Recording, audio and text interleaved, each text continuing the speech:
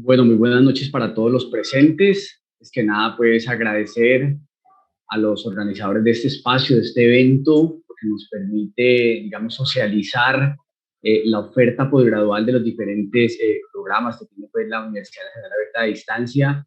En este caso, pues vengo a presentarles la oferta posgradual de la Escuela de Ciencias Jurídicas y Políticas. Es la escuela más joven de la universidad. Es una escuela, digamos, que inicia en el 2018, ¿sí?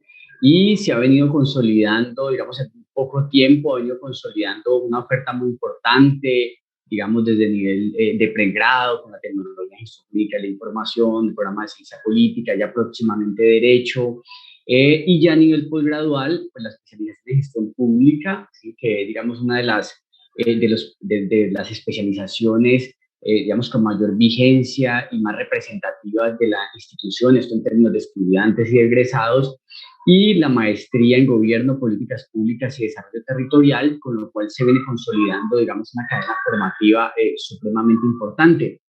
Digamos que para presentarles, digamos que la feria, digamos, a través de esa arquitectura en que presenta los programas, digamos que la idea de esta charla aquí, sí, pues, es contarles un poco de dónde surgen, digamos, nuestros programas de, sobre todo, especialización en gestión pública y la maestría en gobierno, políticas públicas y desarrollo territorial, y es de dónde surge en el contexto principalmente de la gestión pública en Colombia, es decir, una gestión pública a la colombiana. Y desde esta perspectiva, por eso, digamos, se le dio como título a esta charla los desafíos y retos de la gestión pública territorial, porque digamos que la estructura curricular e investigativa, principalmente en la maestría, digamos que se articula muy bien a toda esta dinámica y todo este proceso que inicia y arranca el país, principalmente, digamos, a inicios de la década de los 90, cuando empieza un proceso efectivo de descentralización política y administrativa que, digamos, ha venido a traer una cantidad, digamos, de desafíos y retos principalmente, ¿sí? Entonces vamos como a conversar un poco a eso sobre estos temas, ¿sí? Para mirar cómo la Universidad Nacional Abierta a Distancia, digamos, hace un aporte, ¿sí? Digamos, a la sociedad colombiana, toda vez que, por ejemplo, en la especialización en gestión pública, casi un 85% de nuestros estudiantes y egresados son funcionarios y servidores públicos o tienen algún grado de vínculo con los cuerpos administrativos. Y entendiendo el Estado como una relación social, ¿sí? En la medida, digamos, que los funcionarios, servidores públicos y todas aquellas personas que tienen un contacto directo o indirecto con la gestión y las acciones que se desarrollan de los cuerpos administrativos, pues se está aportando a esa transformación del Estado, sobre todo a nivel territorial, que es parte, digamos, de estos desafíos supremamente importantes pues, que vive la sociedad colombiana. Lo primero que hay que decir, digamos, para tener digamos, en mente el desafío que tienen programas como estos en Colombia, cuando yo digo programas como estos, es que buscan el desarrollo de competencias profesionales, en el caso de la especialización, profesionales prácticas, en el caso de la maestría, profesionales con digamos, con un claro proceso de profundización investigativo. Es que casi que los 210, 211 años aproximadamente digamos, que surge, digamos, el país, desde la independencia del país, y que se genera una suerte de marco constitucional común del territorio colombiano como república. De esos 210, 211 años, solo en los últimos 30 años, ¿sí? Se ha desarrollado un proceso efectivo de centralización político y administrativa. Es decir, en términos de país, estamos en un proceso nuevo, es decir, un proceso nuevo donde se empieza o donde se empieza a gestar unos procesos de planeación de las acciones y las respuestas que dan los cuerpos administrativos, pero esto desde la localidad, ¿sí? Y esto es muy importante porque, digamos, desde la Constitución del 91, el municipio, la municipalidad, la localidad, el municipio, comunidad territorial, digamos que es la entidad fundamental de la división político-administrativa del Estado y por lo tanto es la unidad de constitución del territorio nacional, ¿sí? Entonces, claro, antes de la Constitución del 91, digamos que eran todas unas dinámicas principalmente asociadas a la centro-periferia, digamos, desde la capital, donde se definían, digamos, los diferentes marcos de acción, si se puede decir de esta forma, para dar respuesta, digamos, a los múltiples desafíos en una sociedad.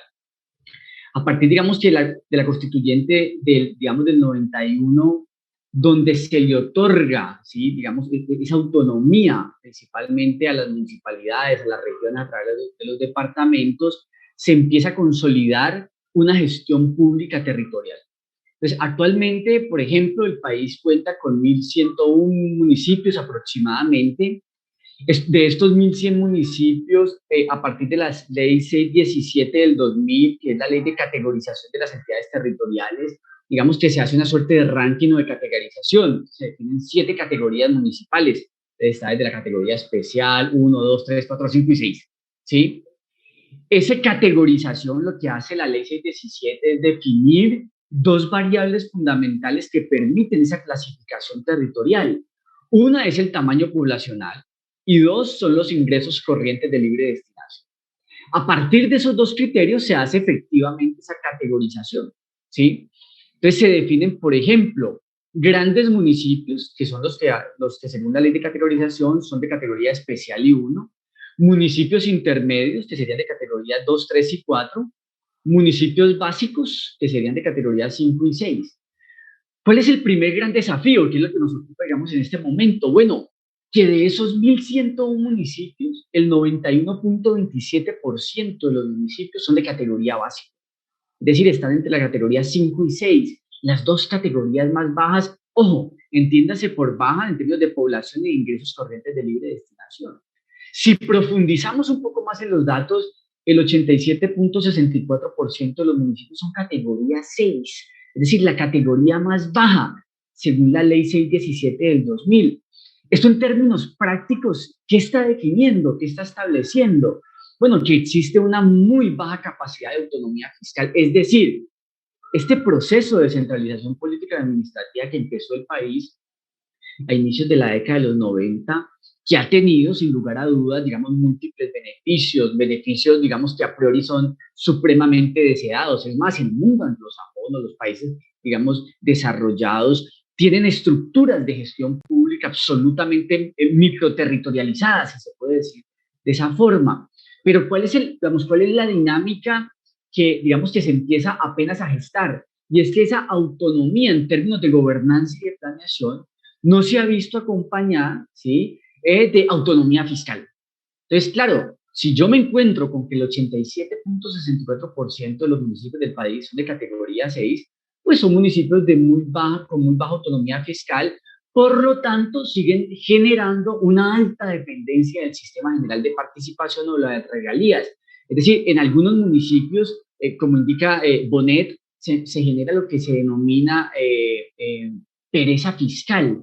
Es decir, municipios que no solo cuentan con la capacidad de generar superávit primario, tienen muy poca capacidad de generar ingresos propios, de ahí que dependen tanto del sistema general de participación, y al final esto en qué concluye. Como decía Jesús Antonio Bejarán, uno de los grandes economistas del siglo XX en Colombia, pues en la política el amor se manifiesta con presupuesto, es decir, ese ejercicio, esa dinámica de descentralización política y administrativa se ve limitada o condicionada a la falta de autonomía fiscal, ¿sí? Entonces, digamos que esta falta o estos límites que genera la alta dependencia en el 87.64% de los municipios al sistema general de participación, digamos que limita esa dinámica pues, de descentralización política.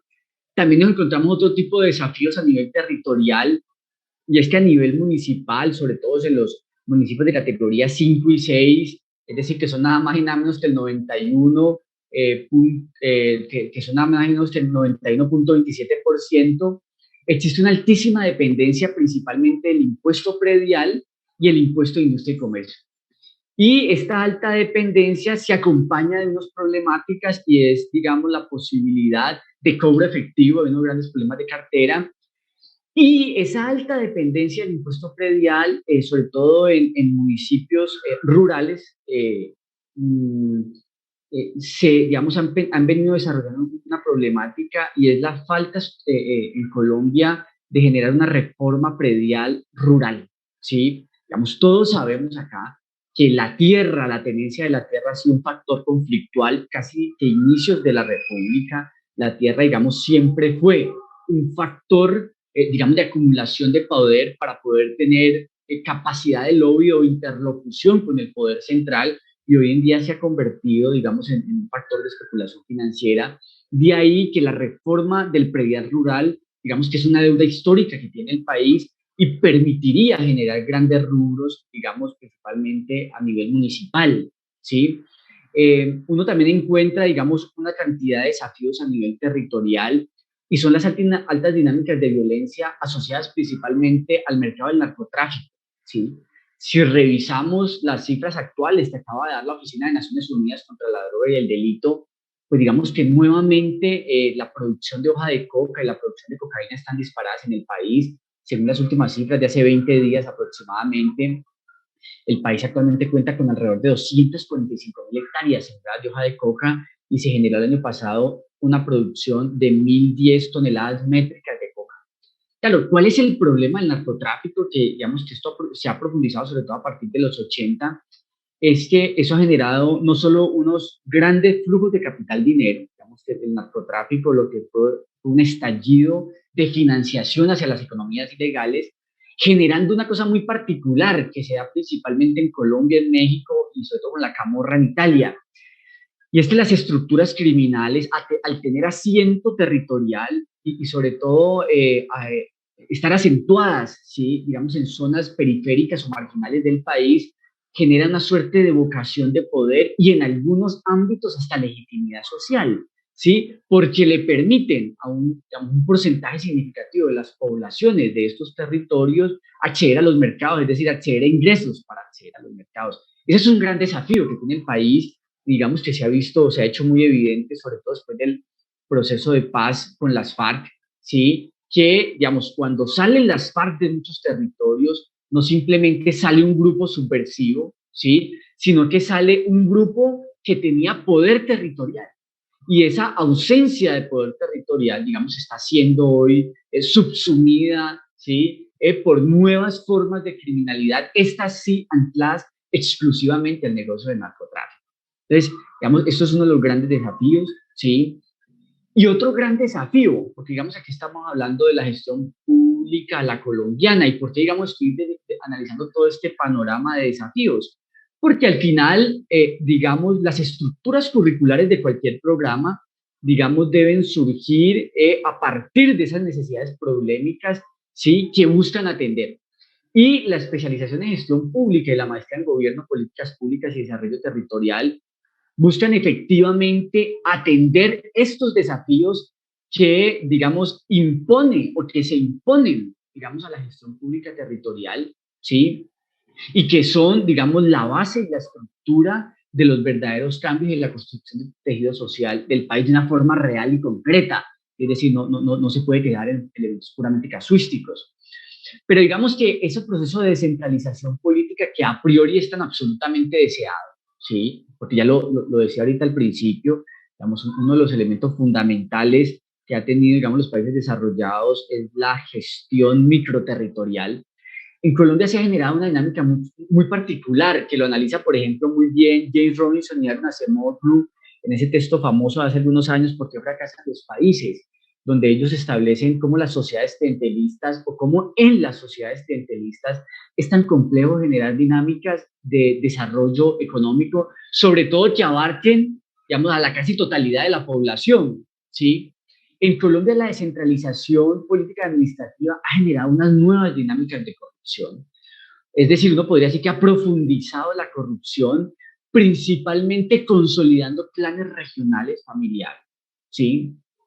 Y por lo tanto, digamos, esa descentralización no ha permitido, digamos, responder de forma efectiva, que se supone ese es el fin último de la gestión pública territorial, es tener una mejor interacción el antes, el durante y el después de la acción pública. Es decir, por eso es que el país, por ejemplo, digamos, a partir de lineamientos COMBES, se circunscribe, perdón, al modelo de gestión pública orientada a resultados, donde, digamos, dos de los pilares fundamentales es la participación ciudadana, es decir, ese nuevo pacto social, ese nuevo modelo de gobernanza, donde la ciudadanía juega un rol fundamental, es decir, deja de ser esa ciudadanía pasiva de las democracias representativas a hoy en día ser democracias deliberativas, que con el advenimiento, por ejemplo, de las redes sociales y esto, digamos, se alcanza un estallido de estas dinámicas. Y otro pilar fundamental es la optimización de recursos públicos, es decir, la ciudadanía como veedora del gasto que hacen, digamos, los cuerpos administrativos para atender esas necesidades sociales. Entonces, digamos que el elemento fundamental de la descentralización es hacer una atención o atender, digámoslo de esa forma, mucho mejor las necesidades que se dan a nivel territorial, reconociendo las necesidades, construyendo política pública y acciones, digamos, de forma geolocalizada durante el proceso, digamos, de ejecución de esas acciones, de las políticas públicas, ese acompañamiento de la sociedad y de la población que habita esos mismos territorios y al final de este ejercicio hacer una evaluación de las experiencias. El problema es que esto se ha visto torpedeado por, digamos, la consolidación de esos clanes regionales, clanes también que en algunos aspectos, en algunas zonas, digamos, también ha sido subsumido por lo que, por ejemplo, Jorge Garay denomina digamos, la cooptación territorial del Estado colombiano, principalmente por estructuras criminales, ¿sí? Y todo esto, digamos, que lo que ha hecho es profundizar el clientelismo en el país, que digamos que ese círculo, esas redes clientelares en el país son muy especializadas, toda vez que hay procesos clientelistas en la, digamos, en la consolidación de redes con la base social para captar el voto, hacerse a los cargos del Estado, captarlo con contratación pública cada vez más sofisticada, con la corrupción técnica, los pliegos sastre, etcétera. Pero digamos, esta red de corrupción alcanza en el caso colombiano unos elementos mucho más dramáticos y más complejos, y es la captura, digamos, de la justicia con todas estas dinámicas de los favorecimientos judiciales, digamos, el cartel de la toga, digamos, como elemento más representativo de toda esta dinámica, ¿sí? Entonces, claro, ¿todo eso qué implica? Pues una cantidad de desafíos. La primera es que el país tiene que empezar a profundizar en la consolidación territorial y económica, eso es fundamental, ¿sí? Es decir, en el capitalismo solo se pueden generar dinámicas de desarrollo en la medida que existe una consolidación económica y territorial, y esto solo se logra en la medida de que esa Colombia profunda, ¿no? Como bien lo decía Gaitán, Colombia es un país que tiene más territorio que Estado. Entonces, en la medida que, digamos, en esa Colombia profunda la población tenga acceso a los mercados, y solo se tiene acceso a los mercados en la medida que se genere una consolidación económica, pues se podrán desarrollar, digamos, mejores formas, digamos, de gestión de lo público en el entendido del Estado, como dice la Corte Suprema, como una construcción de corresponsabilidad, ¿sí? Otro desafío fundamental es la diversificación productiva, ¿sí? Y la integración regional, aunque digamos la descentralización se sustenta en la microterritorialidad, es decir, en la gestión pública territorial a nivel municipal, digamos que los procesos de interacción y sinergias regionales e intermunicipales son fundamentales. Fortalecer las finanzas públicas territoriales, ¿sí? Fundamental, es decir, cómo cada vez se genera un proceso de autonomía aún a nivel fiscal, ¿sí? Digamos que sería la cúspide de todo este proceso. Mejorar los procesos de planeación de los entes administrativos territoriales, principalmente a nivel municipal, lo cual se va consolidando con las políticas públicas, en el sentido de que la política pública, digamos, que es un facilitador o es un instrumento a través del cual se pueden ordenar, ¿sí? Y mejorar esfuerzos frente a las acciones que generan los cuerpos administrativos para atender esas necesidades sociales. Las políticas públicas en sí mismo, por eso a rato generan tanto desencanto, no resuelven problemas. Las políticas públicas son espacios de planeación, son espacios de construcción de pacto social, pero donde en esa construcción de ese pacto social entre el cuerpo administrativo que atiende, digamos, dichas necesidades y la población directamente afectada construyen no solo la forma en atender las necesidades sociales, bien sea poblacional, infraestructura educativa, etcétera, sino la forma en que se ejecutan y se evalúan. Es decir, las políticas públicas son un constructor, desde mi juicio, de tejido social. Sin lugar a dudas, hay que profundizar la participación ciudadana. El país ha venido, y esto es innegable, avanzando profundamente en esto, pero digamos que la participación ciudadana a nivel municipal se ve muy limitada por toda la espiral de violencia, pues no es más que aquí recordar rápidamente todo el problema que hay en Colombia con los líderes sociales, ¿sí? Que son, digamos, esa cara oscura, complejísima del país, de esos, digamos, líderes que son los representantes de una suerte de dinámicas, principalmente asociadas a todo esto pues, de la justicia transicional para recuperar tierras, etcétera, que cuando, digamos, llegan a la esfera pública para generar una suerte de participación ciudadana activa, pues lo que ponen en riesgo es su vida. Por lo tanto, la participación ciudadana no es simplemente un ejercicio, digamos, de voluntad, sino que se requiere toda una serie de mecanismos y de instancias que permitan o que brinden una garantía de derechos efectivos, ¿sí? Por lo tanto, digamos, hay que profundizar esa participación ciudadana y, por supuesto, la consolidación pues, de mejores niveles de vida. Hay que consolidar, sin lugar a dudas, una gobernanza mucho más eficiente entre actores fundamentales, es decir, una gobernanza eficiente entre gobierno, empresa, sociedad civil y academia, que a ratos, digamos, ya sobre todo a nivel territorial, esto, digamos, a ratos suele funcionar muy bien en las grandes ciudades del país, pero digamos que ya a nivel municipal hay un gran divorcio, suele suceder un gran divorcio entre estos actores estratégicos de la sociedad. Entonces, en últimas, ¿qué podemos decir? Digamos, para ir resumiendo estos desafíos y y que ustedes entiendan cuando tengan ya la posibilidad de acceder, digamos, al microdetalle del pensum, tanto de la especialización en gestión pública como de la maestría en gobierno, políticas públicas y desarrollo territorial. Y es que, sin lugar a dudas, la construcción de tejido social y consolidación de la clase media, que es, digamos, la clave de la sociedad capitalista, pasa necesariamente por la profundización de la gestión pública microterritorial y las sinergias con la región y la nación. No hay otra forma.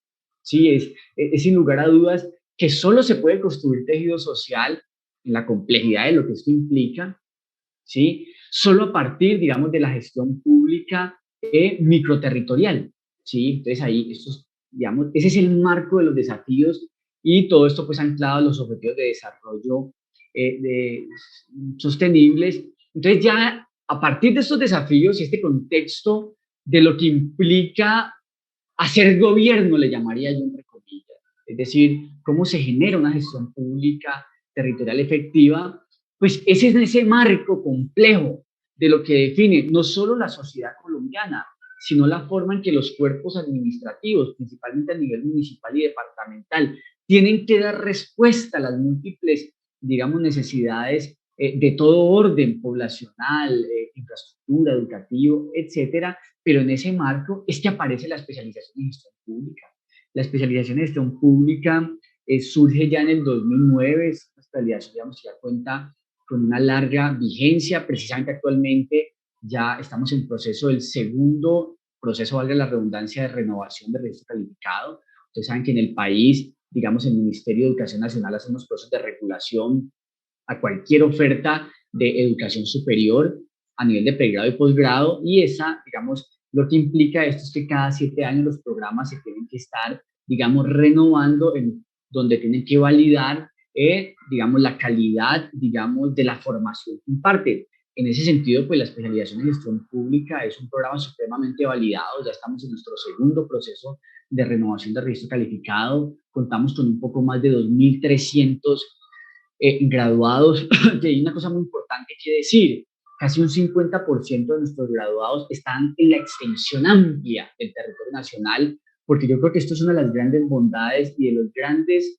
funciones misionales que desarrolla la Universidad Nacional Abierta a Distancia, y es que precisamente la UNAD es una respuesta a esa, digamos, que yo le llamaría gestión pública territorial, porque a través de la UNAD se logra llegar a esa Colombia profunda, porque Colombia, digamos, es un país centralista en múltiples dinámicas, una de ellas la formación en la educación superior, ¿sí? Sobre todo la presencial. Entonces la UNAD precisamente surge en el gobierno de Belisario como la posibilidad, digamos, de llegar en su momento con educación a distancia, un día cuando el advenimiento pues, del Internet había un estallido, digamos, de las facilidades que permite la mediación virtual.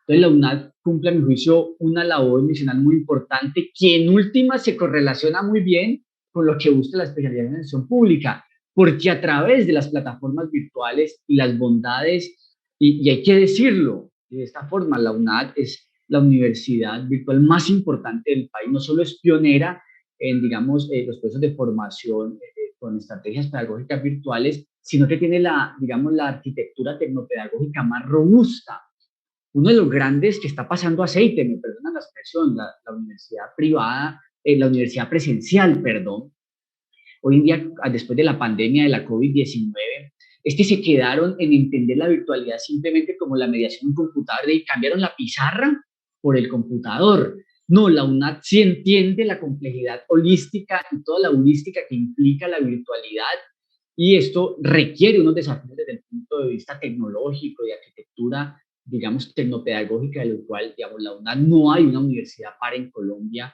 digamos, que lo pueda lograr, y digamos que bajo esa robustez, la especialización logra llegar a esa Colombia profunda, con lo cual estamos aportando a esa transformación de la relación Estado-ciudadanía, principalmente, o gobierno-ciudadanía, mucho mejor, ¿sí? A través de la formación de funcionarios y servidores públicos, líderes sociales y sociedad civil en general, es decir, personas que quieran comprender de una forma práctica el funcionamiento, pues, del Estado. La especialización consta de 25 créditos académicos. De estos 25 créditos académicos, el 75%, es decir, 19 créditos académicos son obligatorios, 6 son electivos a partir de un portafolio, digamos, de asignaturas donde los estudiantes eligen, como es participación ciudadana, relaciones internacionales, sí, derecho disciplinario, y, digamos, el estudiante ahí, digamos, selecciona. Cuando la especialización, digamos, va evidenciando a partir de las cifras, ¿sí? Porque, digamos, he tenido una dinámica de mercado muy importante, que al final esa dinámica de mercado, cuando digo dinámica de mercado, es que tiene una tasa de matrícula, no sé si, creo que es la tasa de matrícula más alta de las especializaciones en la UNAD, pero esto a su vez, y como diría Paul Samuelson, Premio Nobel de Economía, pues la gente vota con los pies. Es decir, al final estas dinámicas de matrícula lo que están validando es la formación que desarrollamos en la especialización. Y por allá, digamos que en el 2019, finalizando el 2019, ya se venían pensando, fíjate, con la doctora Claudia, y la doctora Irina, que era la secretaria académica de la universidad, y la doctora Albalú Serrano, la decana de la Escuela de Ciencias Jurídicas y Políticas, nos empezamos a pensar un poco, bueno, cómo empezar a profundizar ya desde el punto de vista de la investigación este marco complejo que implica hacer gestión pública en el país, ¿sí? Entonces, digamos que en virtud de todos esos análisis, estudios, charlas, digamos, diálogos con pares, especialmente de universidades españolas, de Iberoamérica, etcétera, surge la maestría en Gobierno, Políticas y Desarrollo Territorial, con lo cual se profundiza de una manera correlacionada dentro de la cadena formativa con la especialización en gestión pública. Es decir, la maestría en Gobierno, Políticas Públicas y Desarrollo Territorial es una maestría a través de la que consta de 48 créditos y tiene una particularidad muy interesante.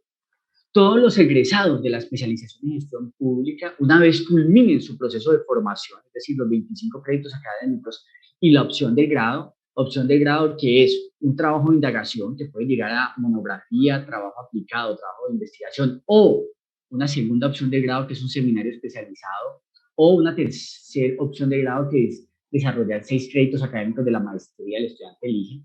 Una vez el estudiante finaliza satisfactoriamente la especialización, él puede inmediatamente, o cuando a bien decida, entrar a la maestría en Gobierno, Políticas Públicas y Desarrollo Territorial, y se le homologa alrededor de 19 a 22 créditos académicos, ¿sí?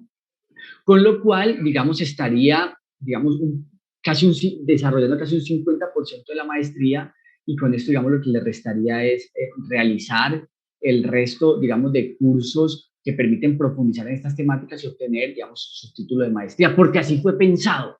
Es decir, aunque las especializaciones en Colombia están llamadas para el desarrollo de competencias prácticas profesionales, ¿sí? Y las maestrías, aún las de profundización, están llamadas para profundizar un poco más en la construcción de narrativas de índole teórico y conceptual, y profundizar obviamente en investigación. Se pensó este programa, es decir, con una amplia interrelación. Y así se vienen pensando, ¿sí?, otra serie de programas. Vean que vamos a presentar ante el Ministerio de Educación otra maestría que es la maestría en Derecho, Política y Gestión Ambiental, porque nos venimos pensando diferentes programas a nivel postgradual, ¿sí?, que tengan como, digamos, como elemento problemático fundamental son todo este marco amplio de desafíos que implica hacer Estado en Colombia.